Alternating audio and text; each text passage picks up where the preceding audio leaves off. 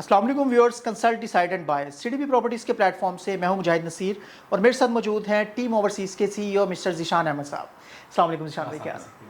Viewers, आपको idea होगा कि मौजूदा दौर में एक क्वालिटी कंस्ट्रक्शन करवाना, एक अच्छे बिल्डर का इंतखाब करना और एक घर को तमीर करने के लिए एक ऐसे रिलेशन का स्टार्ट करना जो एक क्लाइंट और एक बिल्डर के दरमियान होता है, ये बड़ी चैलेंजिंग सी चीज़ है।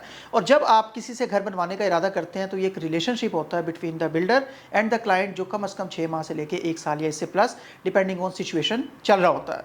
इस रिलेशन के पॉइंट ऑफ व्यू से आज की हमारी वीडियो और आज हम डिस्कशन करेंगे कि इस रिलेशन के स्टार्ट होने से पहले, किसी भी बिल्डर को चूज़ करने से पहले आपको किस तरह की वर्किंग्स करनी चाहिए। और आज की वीडियो का मेन पर्पज़ ये है कि एक क्लाइंट और एक बिल्डर जो कंस्ट्रक्शन करवा रहे हैं अपने घर की, अपने प्लाजे की, उनको ड्यूरिंग द कंस्ट्रक्शन किस तरह के इशूज़ आ सकते हैं। ज़ीशान भाई आज हमें टॉप 5 इशूज़ के हवाले से ब्रीफ करेंगे। ज़ीशान भाई, सबसे पहले मुझे ये बताइएगा कि जब भी कोई घर तमीर करवाने का इरादा करते हैं क्लाइंट्स, तो वो प्रॉपर वर्किंग करते हैं, लेकिन इसमें जो एक मेन चीज़ है, एक डेवलपर के बारे में प्रॉपर जानना, डेवलपर की प्रीवियस वर्किंग के बारे में जानना, ये बड़ा अहम होता है। क्या आपको लगता है कि अगर ये वर्किंग प्रॉपर ना की जाए तो ये एक बहुत बड़ा इशू बन सकता है फ्यूचर में? मुझे भी बिल्कुल देखिए, जिस तरह से हम बात कर रहे हैं आज बिल्डर और क्लाइंट की क्लैशेस के बारे में, तो सबसे पहला क्लैश आता ही यहाँ पे है कि अगर क्लाइंट ने बिल्डर चूज़ सही नहीं किया, चूज़ वाइज नहीं किया, तो मेरा ख्याल है कि यहाँ पर जिम्मेदारी आती है क्लाइंट के ऊपर कि वो जो भी बिल्डर चूज़ कर रहा है, अब उसके बाद मतलब उसने अपनी ड्राइंग्स वगैरह बना ली हैं, अब उसने बिल्डर की तरफ जाना है, तो सबसे पहले उसको एक अच्छा बिल्डर चूज़ करना बहुत ज़रूरी है। उसमें कुछ चीज़ें हैं जिसको उसको मद्देनज़र रखनी चाहिए। उसमें सबसे पहले तो ये है कि बिल्डर कितना ट्रांसपेरेंट है, उसको देखना चाहिए, परखना चाहिए बिल्डर्स को। वो एक बिल्डर के पास कभी भी ना जाए, मार्केट घूमे, 4-5 बिल्डर्स ले, इवन दो कि उसको पता है कि मैंने इस बिल्डर से काम करवाना है या उसको किसी ने रेफ़र किया हुआ है, वो फिर भी अपना होमवर्क पूरा करे। जिस बिल्डर को वो चूज़ कर रहा है उसके पास प्रोजेक्ट्स देखे, उसके जो करंट प्रोजेक्ट्स हैं वो देखे, उसके क्लाइंटों से बात करे, उनसे क्लाइंट जो उसके पास प्रोजेक्ट क्लाइंट्स हैं उनसे पूछे कि भाई आपका एक्सपीरियंस कैसा रहा। फीडबैक उनका बहुत मैटर करता है, जिनको घर बना के दिया गया। बहुत देखें, अगर जिसका घर अच्छा बना होगा वो आपको वो कहेगा कि जी बड़ा अच्छा घर बना, बड़ा मज़ा आया और ये सारी चीज़ें। जिसका घर अच्छा नहीं बना होगा वो आपको अंदर बुलाएगा, चाय पे बिठाएगा और आपको गिनती का करके बताएगा, जी ये देखिए मैं भी खराब किया, ये भी खराब किया, ये भी खराब किया।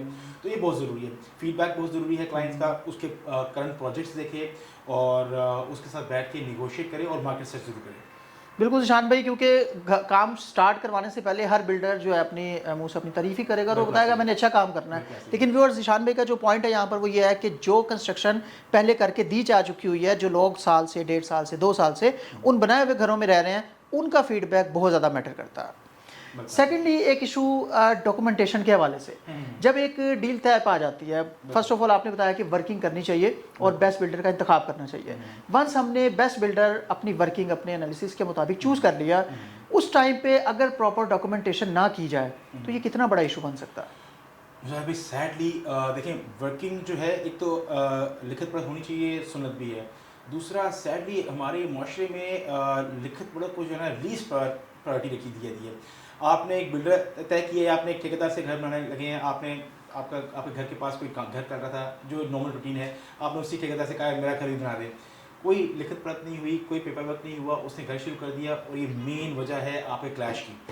कहीं पे भी जाकर बिल्डर ने ज़्यादा पैसे ले लिए, आपने कम पैसे दे दिए, अब बिल्डर ने जो कमिट किया था वो दिया नहीं, सबसे बड़ा क्लैश हो गया। इसके लिए बहुत ज़रूरी है कि आप एक प्रॉपर डॉक्यूमेंटेशन करें। वो सिर्फ ना सिर्फ क्लाइंट को सेव करता है, वो बिल्डर को भी सेव करता है। उसमें होता क्या है कि डॉक्यूमेंटेशन में आपका प्रॉपर बिल ऑफ मटीरियल आना चाहिए कि आप कौन कौन सी चीज़ें किस किस क्वालिटी की इस्तेमाल कर रहे हैं। फॉर एग्जांपल, आप ब्रिक्स यूज़ कर रहे हैं, कौन सी क्वालिटी यूज़ करें लिख दें वहाँ पे, हम अव्वल ईंट यूज़ कर रहे हैं, सीमेंट यूज़ कर रहे हैं, कौन कौन से ब्रांड का यूज़ कर रहे हैं वो लिख दें उसके ऊपर, स्टील यूज़ कर रहे हैं। That must be part of an agreement. हाँ बिल्कुल बिल्कुल बिल्कुल बिल्कुल 100%, ये बहुत ज़रूरी है। आपने सारी की सारे मेन मटेरियल आइटम्स लिख दिए हैं कि आपने इस ब्रांड के आपने यूज़ करने हैं।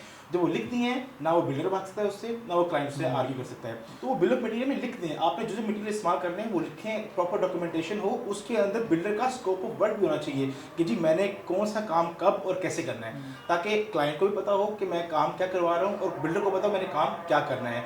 तो ये आपका जो बिल्डिंग का टाइम है, आप बेशक शुरू में 10-15 दिन एक्स्ट्रा ले लें, लेकिन ये डॉक्यूमेंटेशन ज़रूर करवाएं, इससे आपके आने वाला टाइम जो है वो बच जाता है। बिल्कुल जी, ठीक हो गया ज़ीशान भाई। मुझे बताइएगा, घर की कंस्ट्रक्शन के दौरान पेमेंट का फ़्लो बहुत ज़्यादा मैटर करता है। ये चीज़ें इतनी क्लियर होनी चाहिए कि ना तो क्लाइंट पे बर्डन बने और अननेसेसरी सरप्राइज उनको मिल रहे हों कि वो अचानक से उनको बताया जाए कि आपने ये पेमेंट करनी है। और एट द सेम टाइम जो डेवलपर हैं, जो बिल्डर हैं, उन पे भी वो प्रेशर नहीं होना चाहिए कि वो अपना काम कर रहे हैं और फुल फ्लो में कर रहे हैं और एकदम से पेमेंट रुक जाए। तो अगर पेमेंट्स का फ्लो डिस्टर्ब होता है during the construction of house, तो उसको आप कैसे देखते हैं, कितना बड़ा इशू बन सकता है? हाँ बिल्कुल, भाई इसमें ऐसे है कि जिस तरह से हम अभी बात करते हैं डॉक्यूमेंटेशन की, तो उसमें ये बड़ा ज़रूरी है कि हम एक पेमेंट प्लान को भी डॉक्यूमेंट करें और म्यूचुअल कंसेंट से, म्यूचुअल अंडरस्टैंडिंग से, कि ऐसा ना हो कि बिल्डर इम्पोज कर रहा हो क्लाइंट के ऊपर कि जी मुझे आप पहले ही 50% दे दें, ऐसा भी नहीं होना चाहिए। और ना कि क्लाइंट कह रहा हो कि यार आप मुझसे थोड़े से पैसे लेके मैं घर बना दें, ऐसा नहीं होना चाहिए। मेरा ख्याल है कि इसका सबसे बेहतरीन हल ये है कि आप इसको स्लैब वाइज कर लें, जो काम हो रहा है उसकी तरह कर लें। फॉर एग्जांपल आप बिल्डर को थोड़ा सा एडवांस दें, एज ए क्लाइंट अगर मैं बात करूं तो बिल्डर को एडवांस दें ताकि वो अपनी प्रोक्योरमेंट करे, वहाँ पे सारी डिटेलिंग वगैरह स्टार्ट करे और उसके बाद स्लैब वाइज आपकी पेमेंट आ जाए। फॉर एग्जांपल अगर आपका घर है 10 मरले घर है तो आप एडवांस पर 20% रख लें, फिर DPC पे पेमेंट रख लें, फिर आप दीवारों पे 7 फुट की दीवारों पे अपना कुछ परसेंटेज रख लें, फिर स्लैब पे, फिर दीवारों पे। इस तरह से आपका पूरा पेमेंट प्लान एक साइड से क्लाइंट को अपना घर कंस्ट्रक्ट होता हुआ नजर आ रहा हो और साथ साथ वो पेमेंट्स का फ्लो भी डिस्टर्ब ना कर रहा हो। बिल्कुल ऐसा ही है। तो इसलिए दोनों में विन विन सिचुएशन होना बहुत ज़रूरी है। कहीं ऐसा ना हो कि क्लाइंट जो है अपनी तरफ से वो अनफेयर अननेसेसरी डिले कर रहा हो और ना ही जो बिल्डर वगैरह कर रहा हो, तो ये बहुत ज़रूरी है। क्योंकि मैंने अक्सर हमारे पास ये क्वीज आती हैं क्लाइंट की, यार हम अभी फाउंडेशन पर ही हैं और हमने जो है अपने 50% 60% पेमेंट अपने क्लाइंट को दे दी है बिल्डर को, तो ये बहुत एक मेरे ख्याल से एक अनफेयर चीज़ है। तो इसलिए डॉक्यूमेंट होना बहुत ज़रूरी है। और इसमें एक चीज़ मैं और ऐड करूँ कि स्लैब्स के थ्रू आपको एंड के ऊपर नॉर्मल सी एक पेमेंट रखनी भी चाहिए। 2 to 3% आप रख लें अपने पास। जब आपका ग्रे खत्म हो जाए आप क्लाइंट को अपने पास बुलाएं, उसको बोलें जी आप पूरे से ऊपर से नीचे तक देख लें, कोई इश्यूज अगर हैं, कोई चीज़ें ऐसी हैं जो आपने ऐड करनी है या कोई इश्यूज हैं तो आप करवाएं, ताकि जो नीचे जो 3% है वो आप तसल्ली करके फिर रिलीज़ कर दें, ताकि ये ना हो कि बिल्डर अपना घर बना चुका हो, पैसे ले चुका हो और फिर कुछ चीज़ें जो है मिस हो रही हों। बिल्कुल ऐसे ही है।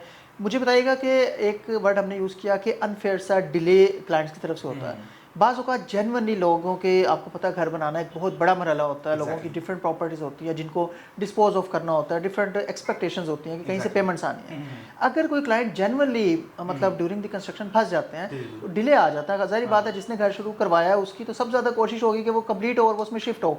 तो वहाँ पे हम लोग कैसे कोऑपरेट करते हैं? बिल्कुल, जब भी इसमें देखें जहाँ पे आपका जो क्लाइंट आप पे इतना ट्रस्ट कर रहा है और आपको टाइमली पेमेंट्स भी कर रहा है और अगर जेन्युइनली रीजन से किसी वजह से डिले आ रहा है, तो आई थिंक बिल्डर को भी उसमें जो है ना उसको सपोर्ट फ्लेक्सिबल होना चाहिए। फ्लेक्सिबल होना चाहिए, क्योंकि बिल्डर्स के एट टाइम पे काफ़ी घर चल रहे होते हैं, वो इसका कैश फ्लो इतना उसको इजाज़त देता है कि वो कहीं ना कहीं पे उसकी मदद कर ले।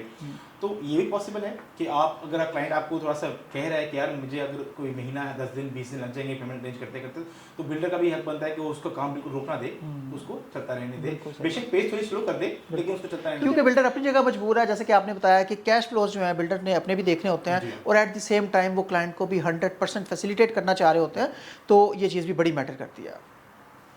ईशान भाई, एक एग्रीमेंट हो गया, सब कुछ उसमें लिखा गया, रेट्स और structure, map, design, each and everything.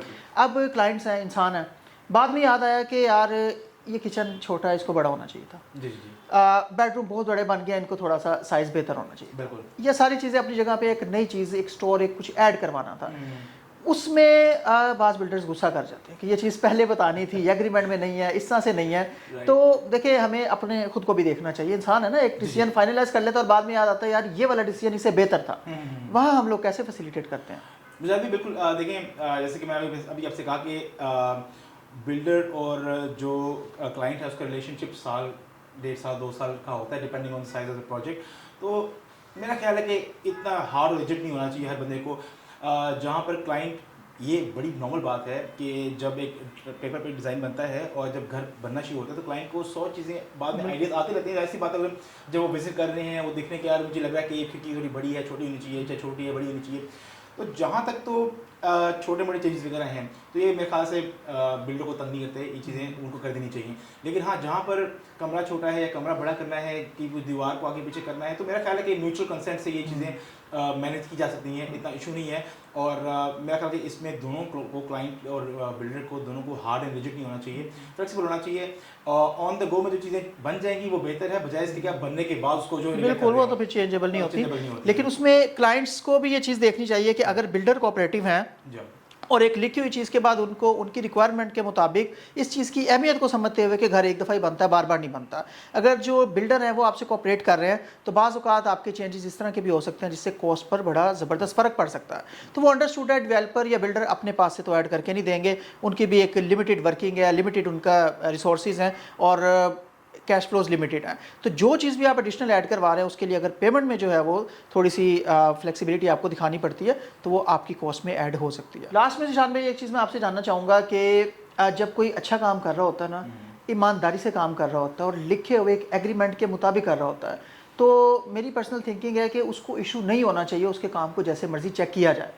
अब जिनका घर बन रहा है, जिनका प्लॉट है, जो पैसा लगा रहे हैं, जो कंस्ट्रक्शन करवा रहे हैं, जिनके हार्डली अर्न फंड्स हैं, अक्सर ये चीज़ देखने में आई है कि जब क्लाइंट्स पहली मीटिंग होती है तो डेवलपर बिल्डर बड़े अच्छे तरीके से, बड़े वेलकमिंग अंदाज में कि सर आप हमसे ही करवाएं, छोड़ दें सबको।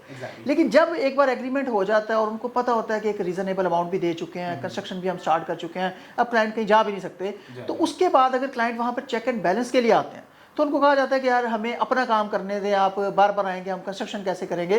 तो क्या ऐसा होना चाहिए, क्या ये ठीक है, या आप समझते हैं कि जो कंस्ट्रक्शन करवा रहे हैं उनका कितना राइट बनता है उसको एट एनी टाइम जाके चेक एंड बैलेंस करने का? देखिए जहाँ तक तो चेक एंड बैलेंस का सवाल है, मेरा ख्याल है कि क्लाइंट का 100% राइट है कि वो जब मर्जी आए और जब मर्जी आके। हमारी किसी साइड पे ऐसा इशू तो नहीं है? देखिए हमने तो हमारी साइड में तो हमने सीसीटीवी कैमरास लगाए हैं, अपने क्लाइंट को फैसिलिटेट किया हुआ है कि आप 24 घंटे हमारी कंस्ट्रक्शन को देख सकते हैं। देखना अलग बात होती है, चेक एंड बैलेंस अलग है, तो देखें, ज़रूर देखें। हमने तो हर चीज़ को ओपन रखा होता है, कोई जानते हैं हमारी सीसीटीवी कैमरास वगैरह हैं और हमारी सारी चीज़ें फेसबुक वगैरह पे भी ऑन है। हाँ, लेकिन जहाँ तक चेक एंड बैलेंस का सवाल है, देखें ये बहुत अच्छी बात है, क्लाइंट अगर आपको चेक एंड बैलेंस कर रहा है, आपका कोई जवाब नहीं बनता कि आप उसको रोकें। आप क्लाइंट का घर है, क्लाइंट के पैसे हैं, आप उनको एक सर्विस प्रोवाइड कर रहे हैं। हाँ, जो आपने लिखा हुआ है अगर आप कर रहे हैं तो मेरा नहीं ख्याल कोई मसला होना चाहिए आपको कि आपको दिखाएं उसको। हम तो कहते हैं कि जी आप आए हमारी साइट के ऊपर ही सारा कुछ पड़ा होता है, ग्रे के अंदर सारा कुछ आपकी साइट के ऊपर है। ग्रे आपकी सीमेंट भी उधर पड़ा हुआ है, आपकी रेत भी पड़ी हुई है, आपका स्टील पड़ा हुआ है, आप लाएं उसको काटें, स्टील को काटें, लेबोरेटरी टेस्ट करवाएं। बिल्कुल ऐसे है निशान भाई, क्योंकि ना लोग पैसा लगा देते हैं और वो एक क्वालिटी कंस्ट्रक्शन भी चाह रहे होते हैं, लेकिन अफसोस तब होता है कि जब जिस चीज़ के पैसे दिए गए हैं वो मिल ना रही हो, महंगी से महंगी भी चीज़ हो, लेकिन जिस चीज़ के लिए वो फाइनलाइज किया गया है अगर उनके घर पे वो चीज़ लग रही है तो उनको उसकी तसल्ली हो। बिल्कुल ऐसा ही जी, मैं जैसे कह रहा हूँ कि आप हम तो आपको लेबोरेटरी टेस्ट देते हैं स्टील वगैरह का, जहाँ से भी आ रही है। आप वैसे भी हमारी साइट बिल्कुल ओपन है, हम तो क्लाइंट को रिकमेंड करते हैं कि वो आएँ, आके चक्कर लगाएं और आके चेक करें कि काम कैसा हो रहा है, और उसकी मतलब उस हर चीज़ की रिपोर्ट्स मिलती हैं आपको आजकल। आप टेस्टिंग करवाएं सारी की सारी आपको, बल्कि आप जब भी क्लाइंट को कह देंगे वो एक आधा टेस्ट करवा लेगा तो वो आपको ज़्यादा सेटिस्फाई हो जाएगा, उसको पता लग जाएगा जो मैंने काम कहा है वही हो रहा है। तो आई थिंक इससे बेहतर कोई सिचुएशन नहीं होती बिल्डर के लिए और उसकी काम के लिए कि उसका क्लाइंट पीस ऑफ माइंड रहता है, दोनों साइड से लोग इजी रहते हैं। तो मेरा ख्याल है कि ये आपको हर चीज़ ओपन रखनी चाहिए, क्लाइंट का हक है कि वो आके चेक करे हर चीज़ जैसे मर्जी करे। बिल्कुल ठीक हो गया, बहुत शुक्रिया जिशान भाई, आपने बहुत ज़्यादा टाइम दिया और बड़ा ब्रीफली डिस्कस किया हमने आज के इश्यूज़ को। व्यूअर्स, इसके एंड पे मैं यही कहना चाहूँगा कि आप घर कहीं से भी बनवाएं, आप हमारे से एक बार कंसल्टेशन ज़रूर करें, आप हमसे एक बार चेक ज़रूर करें हमारे रेट्स, हमारी कोटेशन, हमारी क्वालिटी, हमारे प्रीवियस क्लाइंट्स का फीडबैक, और ओवरऑल आप जिस तरह से भी जो आपकी रिक्वायरमेंट्स हैं, जिस तरह के डिज़ाइन में जिस तरह की आपकी रिक्वायरमेंट है, एक बार डिस्कस ज़रूर करें। आई होप सो, बेशक मार्केट में पॉजिटिव कंपटीशन है और बहुत सारा अच्छा काम करने वाले लोग इसी मार्केट में मौजूद हैं, लेकिन एट द सेम टाइम हमारी भी कोशिश होगी कि बीइंग अ कॉम्पिटिटिव हम बेहतर से बेहतर जो है आपको रेट्स दे सकें, बेहतर से बेहतर क्वालिटी दे सकें, और सबसे बड़ी बात कि आपके साथ पहली मीटिंग, वेरी फर्स्ट जो आपसे मुलाकात हो, उससे लेके आखिरी दिन आपकी जो कीज़ आपको हैंड ओवर हो रही हैं घर की, तब तक जो हमारा बिहेवियर है, हमारा जो रिलेशन है, जो चीज़ें आपके साथ डिस्कस की जाएँ उसमें आपको बाल बराबर भी फ़र्क नज़र ना आए। तो आप कंसल्टेशन के लिए विदाउट एनी कॉस्ट हमसे रब्ता कर सकते हैं और हमारी कोशिश होगी कि अपनी प्रोफेशनल सर्विसेज जो है आपको प्रोवाइड की जाएँ। आपके टाइम का बहुत शुक्रिया। आने वाले दिनों में हम अपनी डिफरेंट साइट्स जो हैं उनका भी विजिट करवाएंगे और घर बनते हुए जो इशूज़ आते हैं, जो प्रॉब्लम्स आती हैं, जो सजेशंस हैं, जो पॉजिटिव नेगेटिव चीज़ें हैं, वो भी आपसे डिस्कस करने की बहुत ज़्यादा डिटेल में ब्रीफली डिस्कस करने की कोशिश करेंगे। आपके टाइम का बहुत शुक्रिया। मज़ीद अच्छी अपडेट्स के साथ हाजिर होंगे। हमारी वेबसाइट है www.cdbrealestate.com। इसके अलावा हमारा व्हाट्सएप नंबर जो है वो स्क्रीन पर दिया गया है। एट एनी टाइम आप किसी भी तरह की इंक्वायरी के लिए इस पर हमें व्हाट्सएप या कॉल कर सकते हैं। Thank you very much. अल्लाह हाफिज़।